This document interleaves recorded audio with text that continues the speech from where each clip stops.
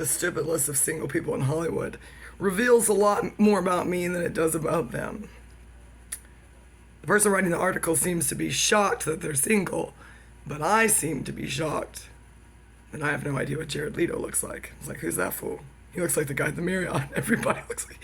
Apparently the only qualifications if you have to look next level famous, that is just a guy who was just at the Marriott. I guarantee you he had nothing to do with Scientology. There were regular people there. I think that's why he was capable of looking at me and didn't care what was going on. I don't think he was famous. I think he was just a guy there with his dad, maybe. But according to me, he looks like Jared Leto, but I've never seen Jared Leto with long hair. I thought, who's that? And then I love that first Star Trek. No, not the first Star Trek movie. You know what I mean. I was like, hey, who's that guy? And then it's like Chris Pine. That name sounds familiar. And then it starts Star Trek, and I really had to stare hard at him. I was like, who was he in Star Trek? We've seen that movie so many times. I don't know. And I saw some famous person whose name I probably forgot, and I thought, bet that's what Dexter looks like. In fact, I'm sure of it. Dexter looks exactly like some guy, some actor who's in something called Beautiful Boy. I don't know. And Little Women? No, I don't know. Dexter, that's what you look like to me. My imagination. I wouldn't it be cool if he did look exactly like that and he was just like, I do. I think these men from PersonalityCafe.com, because of my channel, yes, hello, because of me, Anne Marie San Pietro from Nacogdoches, Texas, 122 Watermark Apartment D. Can't believe nobody has sent me a thank you card yet.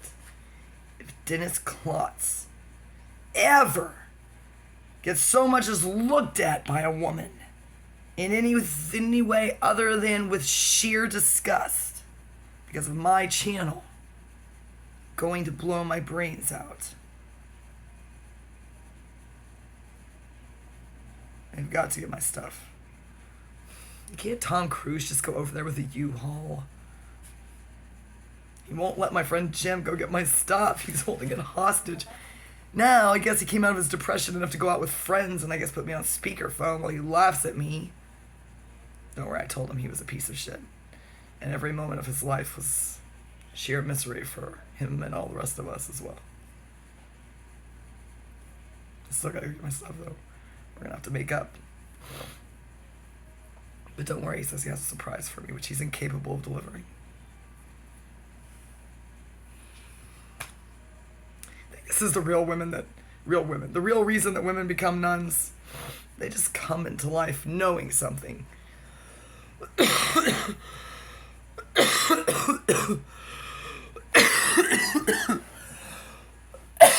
mean, I know I have cancer. I'm not kidding. Men gave me cancer. I was fine. And then perk, and then I started chain smoking in a good way. My lung collapsed. I was smoking way less than I am now. Adapting Motif was like, my grandfather died of lung cancer, would you please? I was like, don't worry, I'll be alright. Yeah, I did. They had to pump up my lung. I went to the local nurse and she was like, wow. Sit here, breathe this in. It's cool. It's probably worse now because now I'm not happy. Now I'm just angry. Now I'm not just angry at Personality Cafe then. I never was. Now I am. Well, just Dennis. Maybe, possibly. Probably not. He didn't do anything to me. Neither did Frosty. I'm sorry, guys. I just didn't want you to get laid because of my channel. Sorry. But that's only because in my imagination you're dating Beth X. Why? Who cares? And Sexton said the same thing when she accused her father of molesting her. Her family freaked out. She said, hey, it doesn't matter if he did or not. All that matters is whether I think it happened. And then she proceeded to alienate her entire family of origin. Something you can do, people. You just say that. They interview you, you say, hey, It's like the opposite of pleading the fifth. It's definitely the opposite of plausible deniability. You say, hey, it doesn't matter if it's true or not. It only matters if I think it is. But luckily for all of us, if you want to employ that method, it's kind of how the media operates anyway. It's kind of how everyone feels anyway, right? That's why I am bombarded by fake news, warning me about fake news.